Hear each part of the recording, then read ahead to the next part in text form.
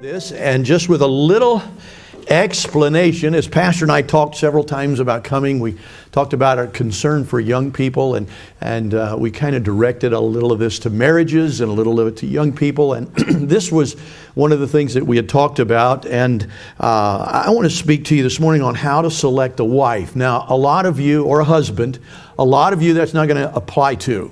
And so if you've already got a wife or a husband, disregard what I'm going to say. You're not in the market. You're not free to do that. You might sit back and go, now I know where I went wrong. I don't know.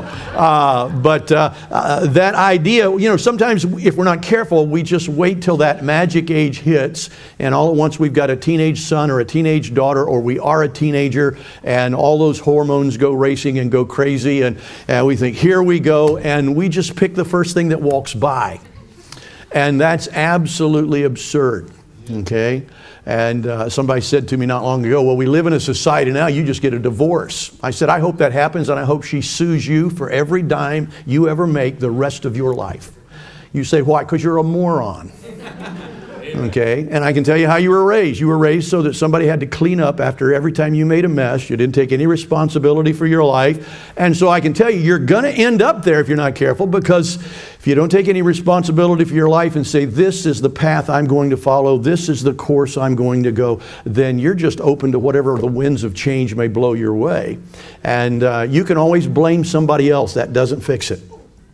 So take some advice this morning and realize that God created you, and God made you the way He made you, and He gave you the manual on life. Here it is. This is the how to fix it.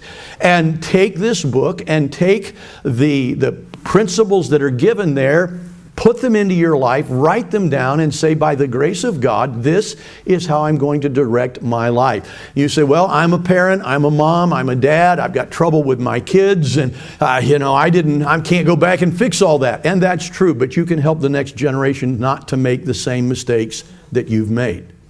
And if nobody gave you biblical counsel and you never had that opportunity, just keep in mind that it's not about me fixing my life and finding that magical place where I always dreamed my life. If your life is a nightmare, dream on. That's about all you got, okay? I don't believe it has to stay that way. I think God can fix it, but it's certainly not you or I who are going to fix bad decisions in life. Does that make sense? That's a great introduction, I think. Proverbs chapter 5, verse number 18. And I would appreciate if you'd write these down. I used to call these the 5 F's of obtaining happiness. And then some teenager at a youth conference I was preaching reminded me that one of these starts with a PH, which really messed up my, alliteration. And so now I just call them the 5 F's of happiness, which really doesn't have much appeal to it, but there it is nonetheless. Proverbs 5:18 says, rejoice with the wife of thy youth. Proverbs 18:22 says, whoso findeth a wife findeth a good thing and obtaineth favor of the Lord.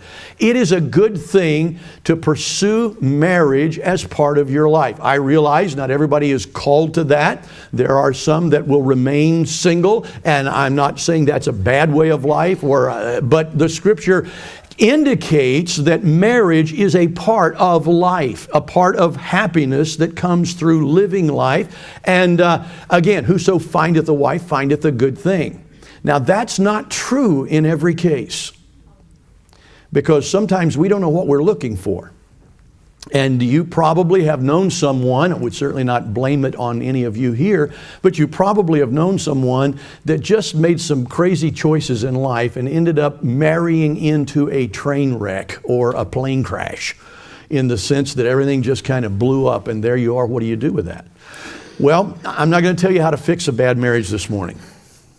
Can't help you. But I can tell you how to start a good marriage and how to find a person that you can live together with for the rest of your life. My wife and I have enjoyed 40 plus years. I can't remember. We have one great grandchild on the way and 14 grandchildren. And I just love living life. You say, why? Because somebody put their finger in my face way back when I was a young man and said, do not ruin your life, because you don't get old enough to fix the tragedies of your youth. So young people, listen, pay attention to what God said. And I know you're the exception to all of the rules. But let me help you. There are 20 people somewhere in the course of your day today that you'll run into who were the exception to the rule in their day, and now they're living a morbid and depressing life because they thought they were the exception to the rules. Let God direct your path. Where are we going to start? Well, write these two references down I just gave you. Proverbs 5:18 says, rejoice with the wife of thy youth. It's okay to get married as a younger person and anticipate that there is going to be joy for the rest of your life. Now, you're not going to be the same. Okay? It's always a shock in the morning to get up and look in the mirror and say, where did that teenager go? Where did that young guy go that could outrun a train and faster than a speeding bullet, more powerful than a locomotive? You know, where did Superman go? Somehow that chest drops down around our belt line, and we begin to get aches and pains, and things are going to change. That doesn't mean you can't be happy and fulfilled with the choices that you've made in your life. But you've got to make them while you're young. Otherwise, you'll live with a tragedy. Several things that will help you to select. There's a dinosaur here. I'm going to put him up there to remind me where we're headed, okay? Things you want to look for. How do you pick a spouse? How do you pick a spouse? 99% of young people choose their spouse based on one criteria, and that's the appearance. And can I help you? That is the dumbest thing you ever did in your life. You say, why are you calling me dumb? Because none of us looked like we looked when we were 17. Okay? And just to give you a little more information, none of us are really happy with the way we look at 65 and 70 when we remember how we looked at 17 and 16. So it's not an improvement. You might improve for a few years beyond 16 and 17, but there comes a magical point in life where it's all downhill, pal. And I just want you to know that chest is going to drop to your belly, and it's going to hang over your belt buckle, and your rump is going to extend out in every direction as you can. It's just natural the way it's going to be. You say, not me. Come and see me in 30 years, and we'll talk about it then. But in that process, I'm expected to find the one thing in life that will complete or make my life of great value as far as earthly things are concerned. You may buy 2 or 3 homes in the course of your life. You may move from one house to another. You may buy 5 or 6 cars in the course of your life. You may have 3 or 4 jobs in the course of your life. And the foods you like best will change 2 or 3 times over the course of your life. We just change. But the one thing that doesn't change is the spouse that we choose. And you say, well, I'll just find another one. Yeah, no, you're messed up there, because you don't get that time back. Once you can trade directions. You can say, I'm going to get rid of this spouse and find another one, but you've lost this. You never have it back. It's the ability to complete and make things the way that they ought to be. So write these things down. I said I used to call them the 5 F's because they all started with F, and then some teenager reminded me after one of the sessions that one of them starts with PH. And so now I just call it, it's kind of lost a little bit, but now I call it the 5 F's. Okay, that's my thought as well. So here we are. So let's go down through. Number 1, how do I choose the person I'm going to spend the rest of my life with? Number 1 consideration is the family that they come from. The family that they come from. Now, I've got a lot of young people here, and I realize this probably hasn't dawned on you yet, but you do not marry a person. You marry a family. And as soon as you say, I do, the next thing you say probably within a month or so is, I did. Because what happens is you begin to realize all the baggage that comes with this. And, somebody said, I knew I was getting a wonderful wife. I didn't know what kind of a mother-in-law I was getting. And that may be the case. I don't know. But you marry a family, and they're all going to have input in the life that you lead with the person that you love. So be advised, that ought to be a consideration. I'm not saying you can't marry somebody unless they come from the perfect family, but just think about it for a moment. People that come from a large family, okay, are probably accustomed to things that you, coming from you're an only child, you probably are not accustomed to people rifling through your sock drawer to find a pair of socks. But if you come from a home where there are 5 boys, you can count on it. They steal each other's clothes. It's the same thing true of young ladies. If you come from a home where you're the only little dainty princess in the home and you're treated like the queen of the... it's not going to be the same if you go into a family of someone who's been raised with 5 sisters. There just is an aggressiveness. The more multiplication there is in a home, the more likelihood of a war breaking out. And, I only had one brother, but we fought like cats and dogs. I mean, we just fought because it was a thing you did. It was easier for me to beat up on my brother knowing that he would retaliate because he was my brother after all, than it was to pick a rank stranger and run the risk of getting pounded into the ground. So we fought with each other. We argued with each other. We stole each other's clothes. If it was in the house, it belonged to him. It doesn't matter. It belongs to me too. That was kind of the way that it worked. If you were raised in that environment, you're probably going to react a little differently than the little gal who was the pristine princess of mommy and daddy. And she didn't have any sisters. She was the little girl and she was daddy's gem and she was just the tomboy that knocked everything. You're just going to have to fit with what you've got. We marry people thinking that they're going to change, and the one thing they never do is change. So it is good for me to consider before I get married. I hope you'll write this down because it probably doesn't mean much now, but after you've been married 30 years, you'll want to get this sermon out and say, now I know where I messed up. So write these things down. The family, is it a large family? Is it a small family? Is it a quiet family? Some families, you walk into their living room at 6 or 7 o'clock at night and the news channel is playing over here very quiet and subdued, and father's reading a book and mom's knitting over in the corner and there's barely a sound. And other ones, it sounds like a Detroit Pistons basketball game. What are you used to? You say, well, if love conquers all, the guy that wrote that's dead and nobody even knows where he's buried. Because it's not true. It is not true. You're going to be angry at your in-laws because you were too dumb to recognize they were your in-laws and they passed some of that genetics and even habits right down to the family that they raised. Take a look at who you are and the family you come from. And if you come from a loud, boisterous family and it was nothing to throw biscuits at the table when somebody said, give me a roll, yeah, here you go. You might not want to marry into some subdued, quiet, peaceful little home. It could be disastrous. I'm not saying that's the only consideration, but it is a consideration. Is it a large family, a small family? Is it a loud family? Is it a quiet family? Is it a rowdy family? Or is it kind of subdued? Do they play tricks on each other? I've had people in my office for marital counseling because she married a he, and the he was raised in a home where it was nothing to get a water balloon falling off the top of a door or, somebody jumping out and yelling boo, and she just wasn't used to that. I mean, what are you saying, preacher? I'm not saying you should never marry somebody that is that different than you, but I am saying you better consider it before you get married. How will I respond when I'm ready for church on Sunday morning and I get hit in the back of the head with a water balloon by my loving wife?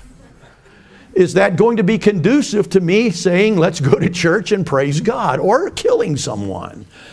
You have to know where you're going. People say, well, if you get married, you marry the right person, everything just meshes. That's baloney, okay? That doesn't fit that way. We are who we are. We are what we are. And young men, consider that when you marry a young lady that likes to talk nonstop. If you're not somebody that likes to sit quietly and just nod your head and say, yes, dear, that may not be a good choice for you. You say, well, yeah, but I want to marry somebody beautiful. Well, beauty fades, okay? But talking mouths and ruling dominion and all that goes on forever. So be careful who you choose. Family, I'm moving quickly, so please bear with me. If you have the family issue, say, well, you know what? I come from a big family. You probably be fine coming from a big family. If you're used to going to the sock drawer, as I said, and there are no socks because I've got 4 pair and I have 4 brothers. And so all 4 of my new pairs of socks are gone. If you're used to that, then you'll probably be okay living in that type of an environment. If you're not, Not saying you can't marry somebody like that, but I'm saying before you do, you better sit down and think, am I willing to make the adjustments that will be necessary here?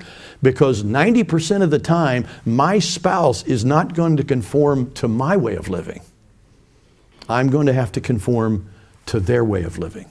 I'm going to have to make that adjustment. So there's the issue of family. The second issue, and not, again, they're not in any order of importance, is faith.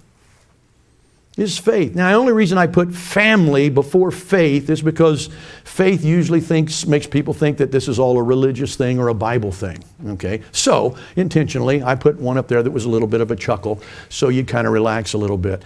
But let me help you with number two. And number two is this: don't marry somebody and use your marriage or getting married as a means of evangelism. Okay, I have, over the course of my ministry, probably dealt with 8 or 10 young ladies and young men that just didn't have a clue. And here's what they said. Yeah, they're not much into church, but when we get married, we've already talked about it. We're going to go to church. Let me help you with that. You're just lying to each other.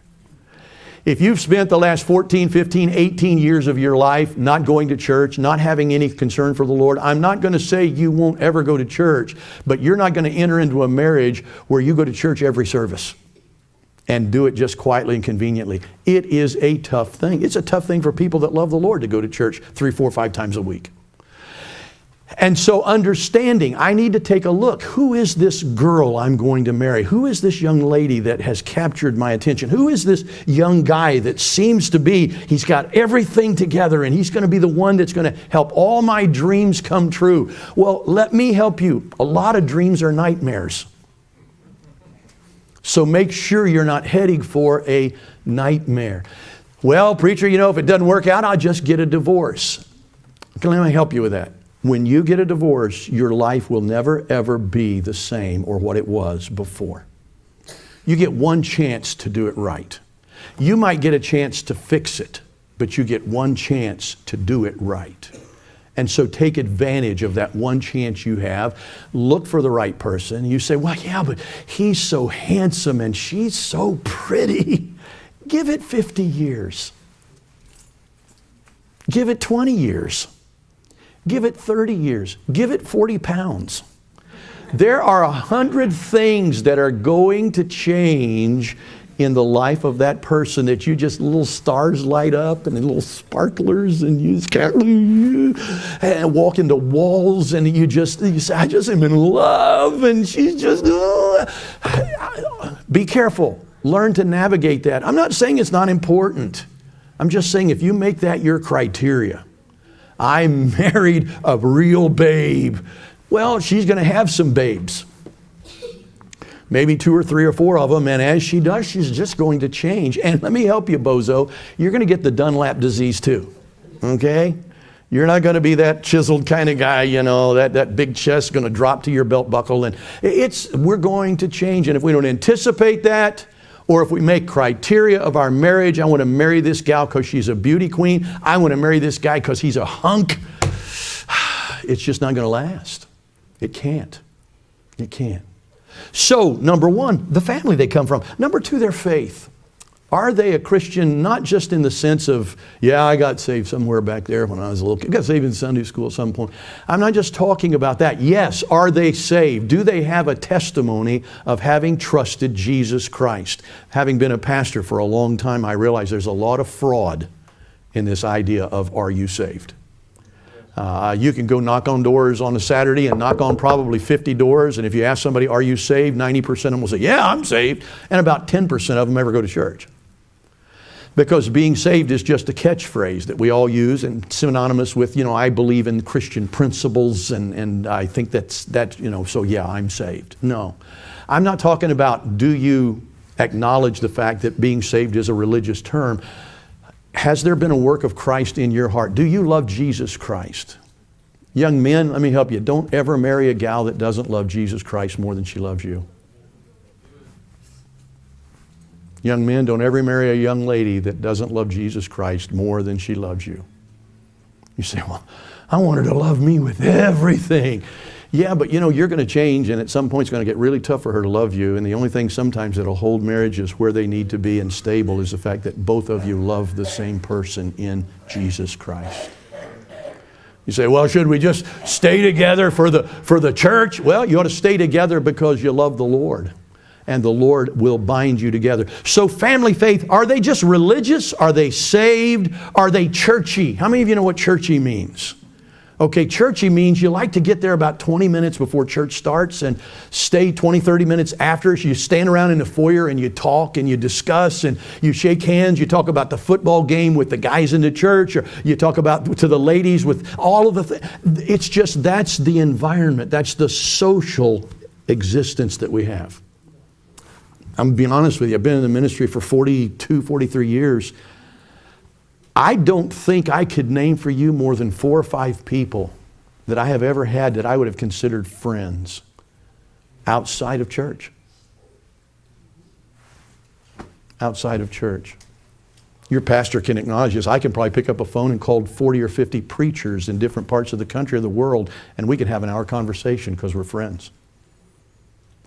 Make sure that your faith is not just, I go to church, that it's deeply rooted, and that it is God first in my life. Are they religious? Are they saved? Are they churchy? Are they devoted? Are they surrendered? Are they surrendered?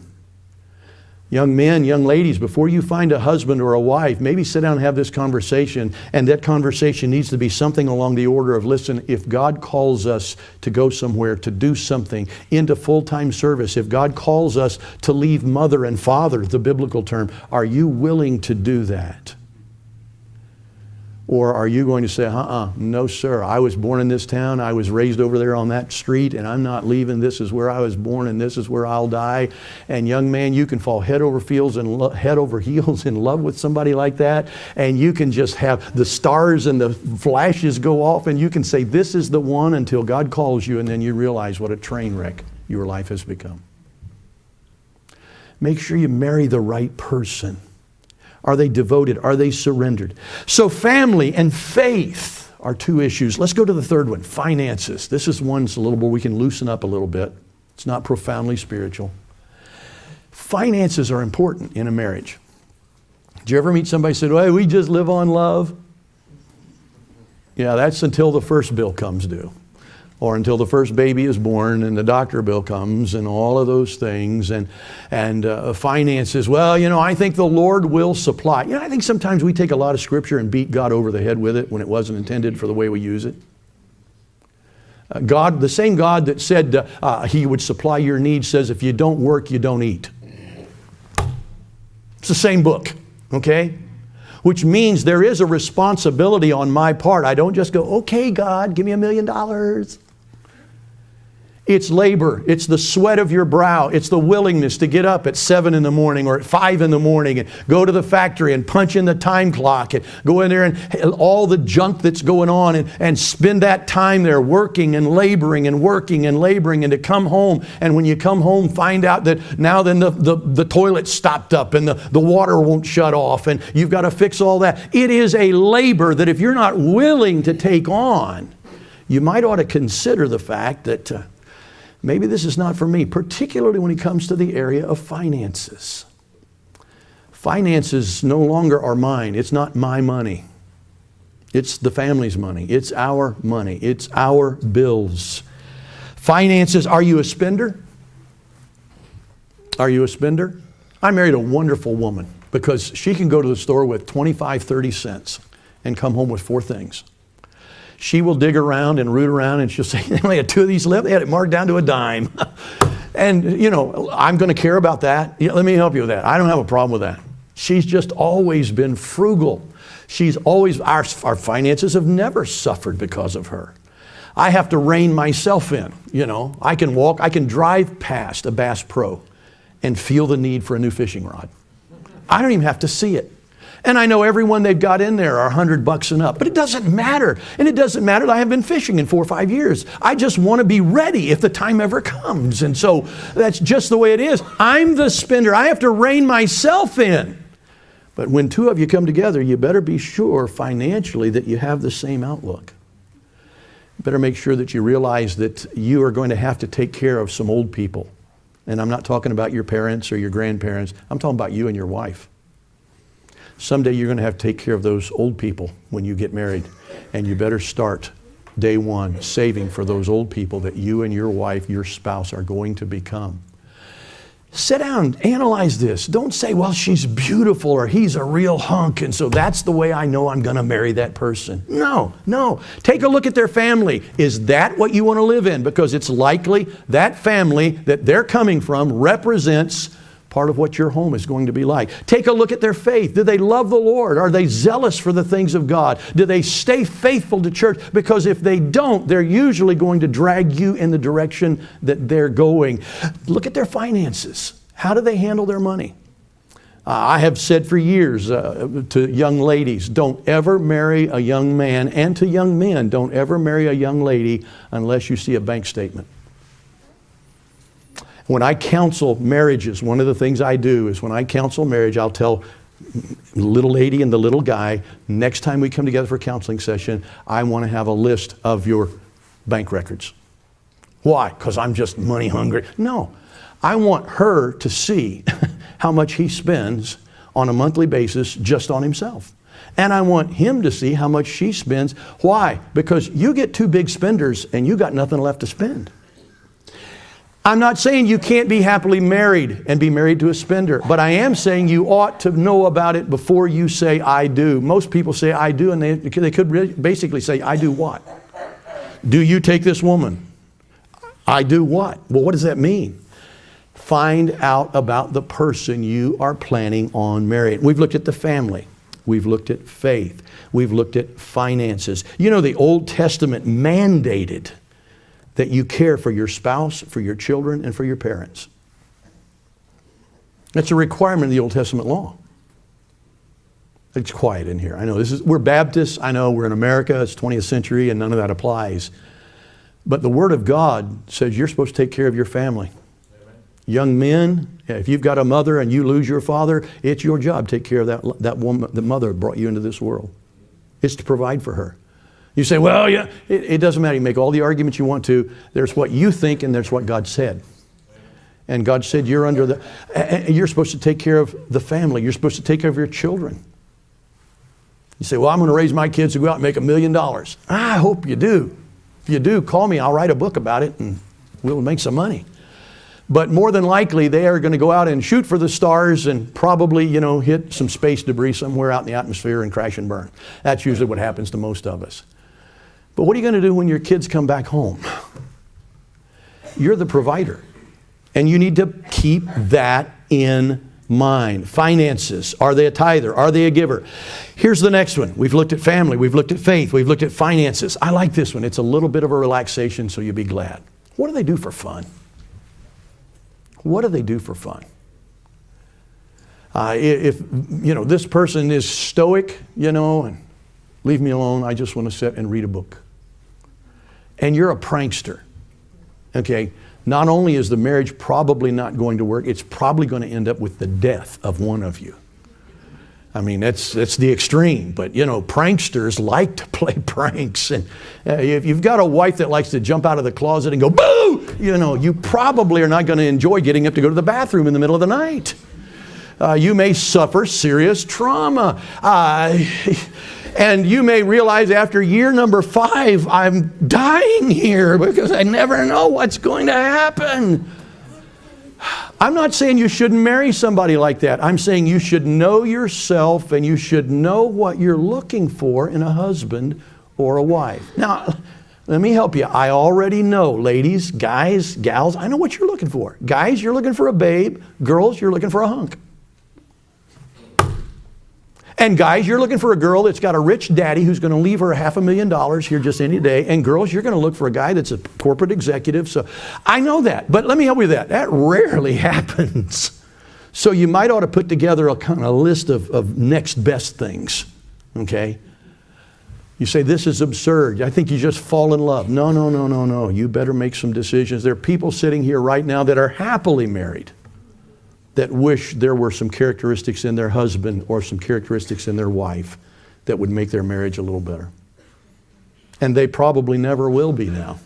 And they will live with it. And they will tell you they're happily married. But had they thought about what they're thinking now, way back here before they got married, they might have made some different decisions or at least some adjustments in their life. How many of you want to have the happiest life possible? I mean, wouldn't you love for somebody to write the story of your life and your marriage with that age-old anecdote, and they lived happily ever after? Wouldn't that be a wonderful thing to have said about the well, you say, yeah, that's what I want. How do you make that happen? You make the right choice over here. That's how, and that's the only way it's going to happen. So, not just the fight, but fun. What do? Are they a jokester? Are they a prankster? Do they like to laugh? My family loves to laugh. I'm talking all the way back to my great-grandparents. We love to laugh. If we went to the mall together, it was not to buy anything. It was to laugh at people. Huh? You know, people are funny. You see people, you know, sometimes you'd see somebody come in, they'd have two different color shoes on or different color. And maybe that was in style, I don't know, but to us it was hilarious. What a bozo, look at that. You say, well, I don't think you should make fun of people. Then you just go ahead and be stoic the rest of your life.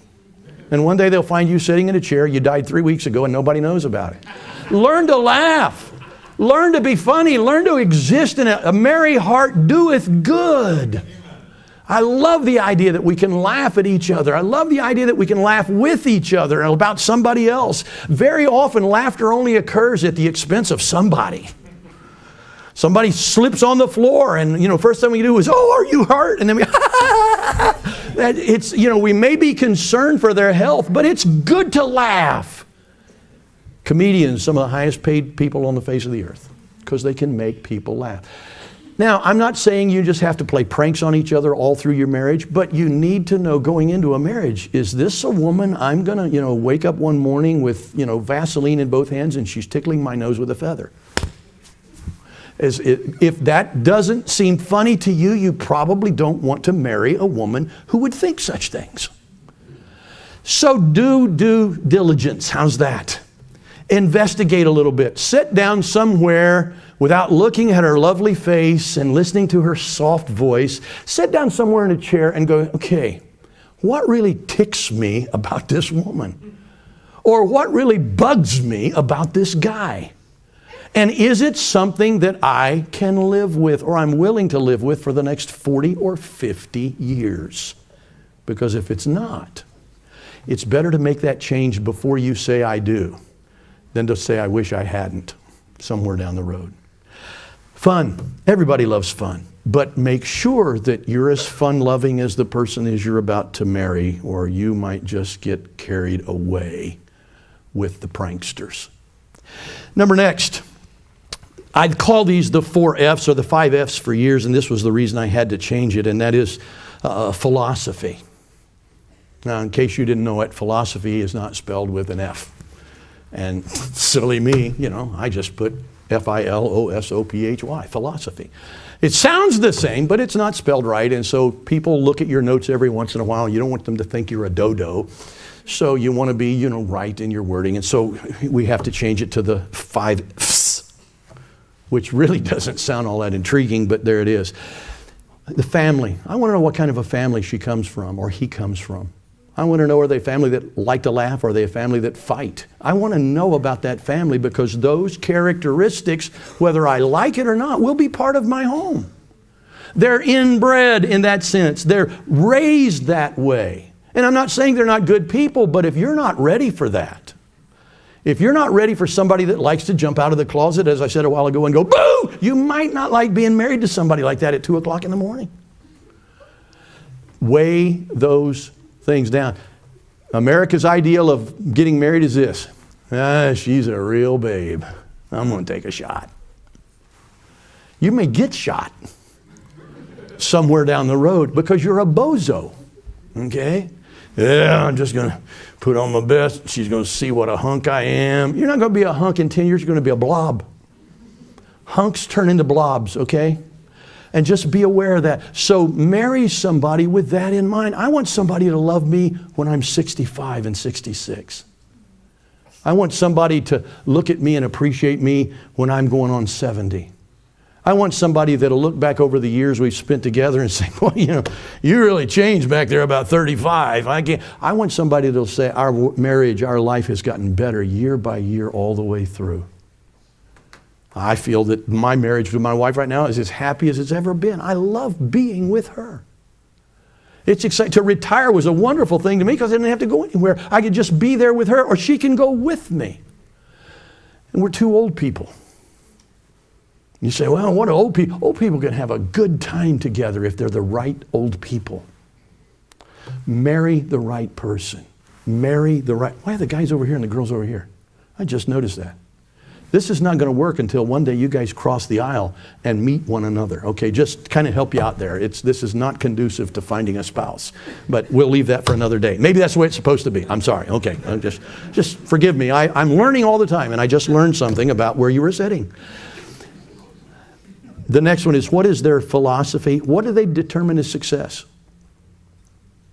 Young lady, if you grew up and God called you to the mission field and you want to serve the Lord with all your heart and be faithful in church, and young man, if you want to make $1 million, it might not fit too well together. Make sure that the philosophy of your life is somewhere in a practicable way going to be a thing that both of you can be happy with. If your desire is to travel the world and the other person's desire is to find a little home in the suburbs and just settle in and raise tomatoes in the backyard, it's probably not going to be real conducive all the time. I'm not saying don't marry somebody like that. I'm saying go into this with your eyes open. And don't wake up somewhere down the road 20 years in and go, I never knew this was going to be part of it. That's one of the things I hear most often in marriage counseling. I never expected this. They never told me this. We never thought about this. Okay, then I'm helping you, and any of you that might be out there, think about it now. Think about it before you get there. Philosophy, what is success? Where will we be? Where are we going to go? It is not uncommon for a man or a woman to have a good job that moves them somewhere. And if your desire is always to live in the little town I grew up in and live on the street Mom and Dad raised me, and I can just remember when I rode my bike there and rang the bell and ding ding, and if that's your idea, you're probably not going to work out too well with a corporate executive that has to move all over the world to do the job they do. You're probably not going to be real happy if they come home and say, God's called me to go to Bula Bula land as a missionary. You're probably going to go, wait a minute. Don't put yourself in that position. Consider before you get there. Consider before you arrive. What's the philosophy? What is success for us?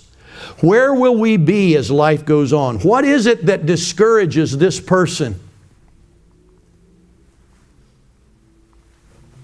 Ladies, I'll guarantee you, since you said I do and married the man you marry, you found out some things that discouraged him you didn't know discouraged him.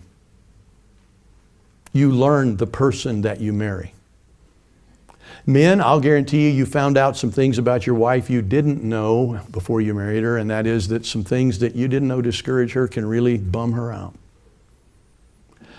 I'm not saying you're going to be an expert. I'm not saying that until you've got a list for each one of these. I'm saying this, until you have considered the fact that we are not the same, and at least explored the idea that because we're not the same, there are going to be some times we've got to find a coming together place.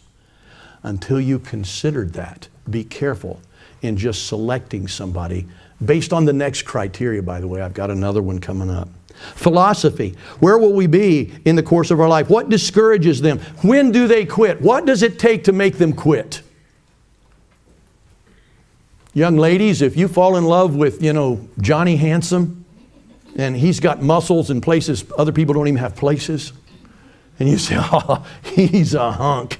And yet, if he just weenies out when somebody doesn't give him what he wants, if he just says, well, I'm not going to play if I can't play shortstop, you probably don't want to be married to him. He's not nearly as Prince Charming as you think he is.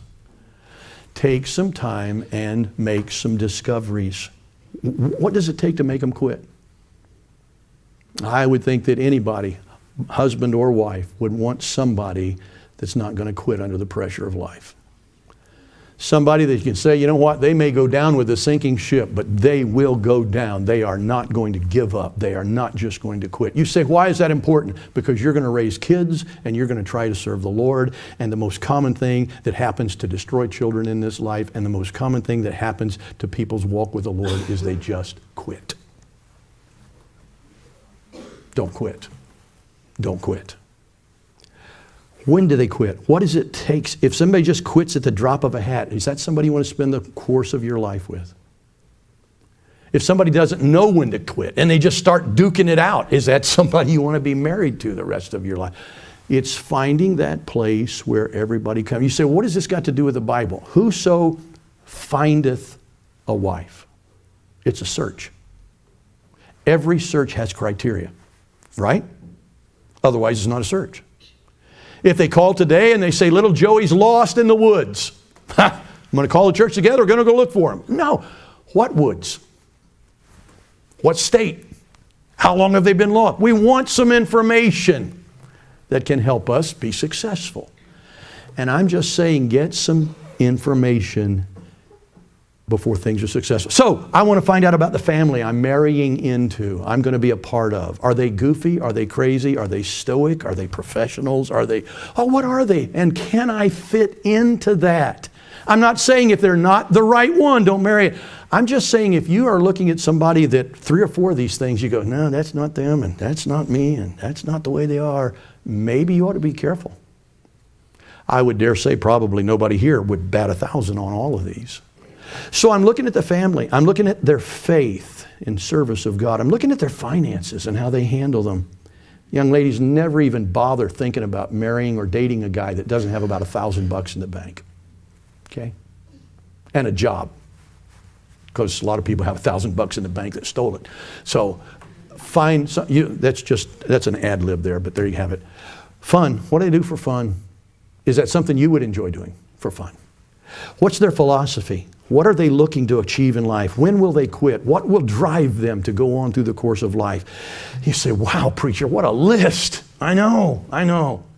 So once you determine, young men, the family, the faith, the finances, the fun, and the philosophy, and you say, well, hey, everyone here checks out. Now what do I do? Marry the prettiest girl you can find that meets the list.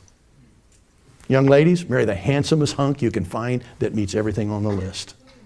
But don't make that priority number one.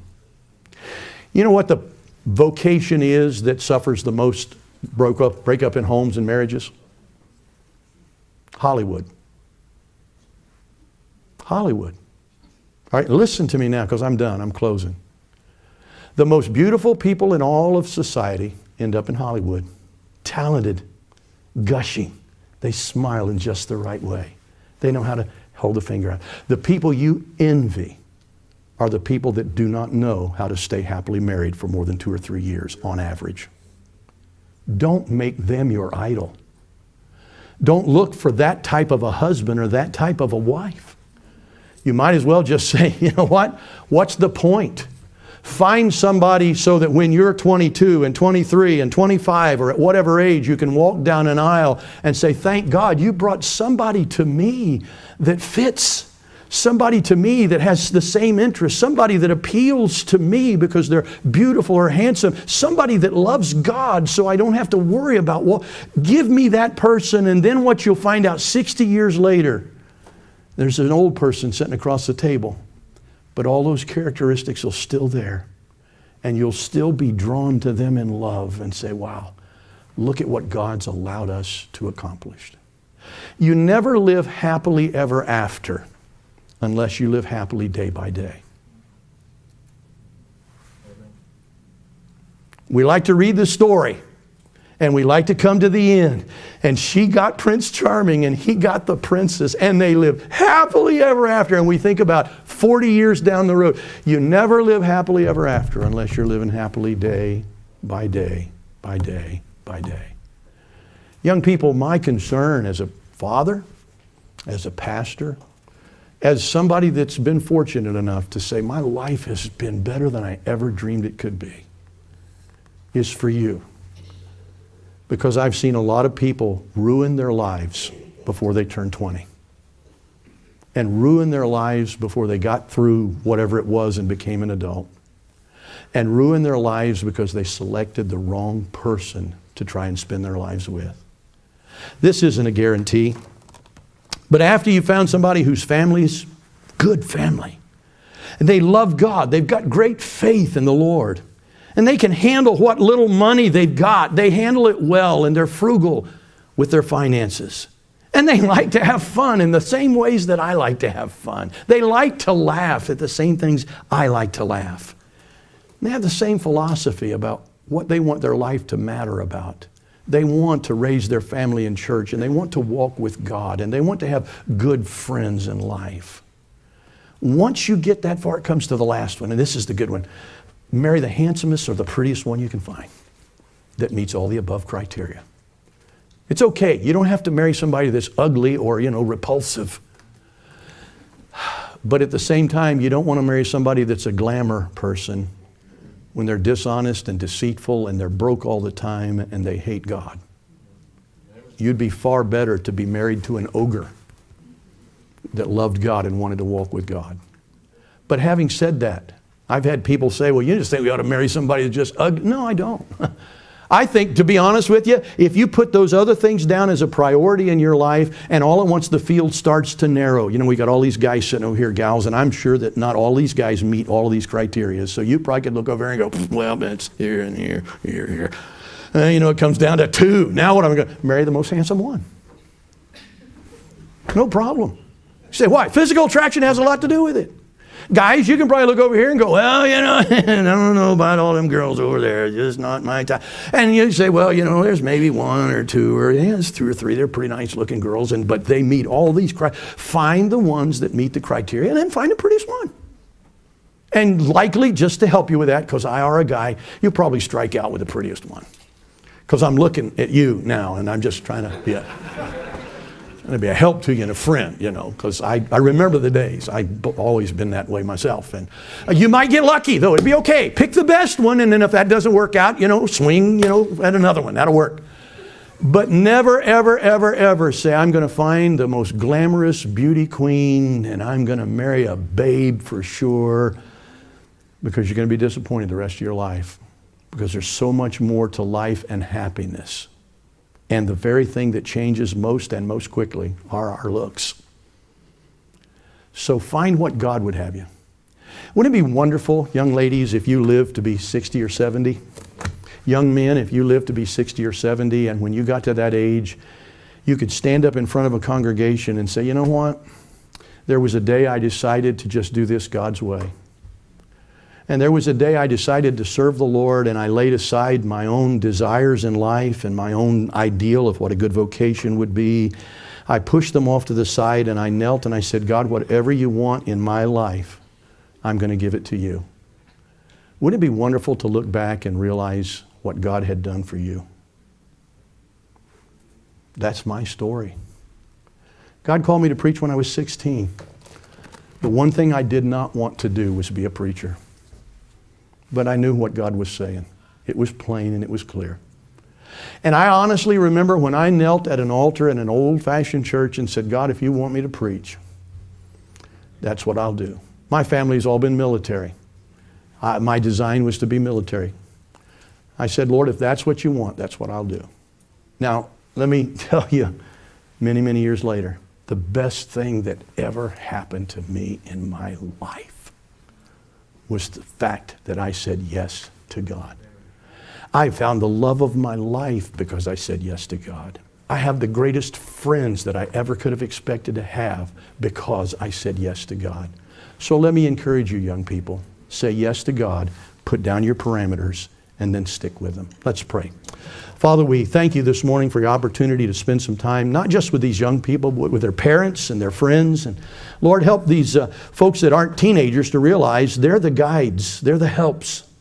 Lord, help them to be astute at warning and encouraging and showing and revealing and pointing in the right direction for some of these young kids and teenagers and young men and ladies that, Lord, have a desire to be happy in life and to serve you. And Lord, what greater thing is there in life than to serve you and to be happy?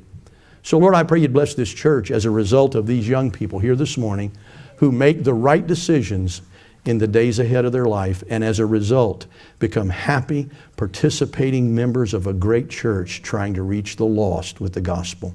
Bless today. We ask it in Jesus' name. Amen.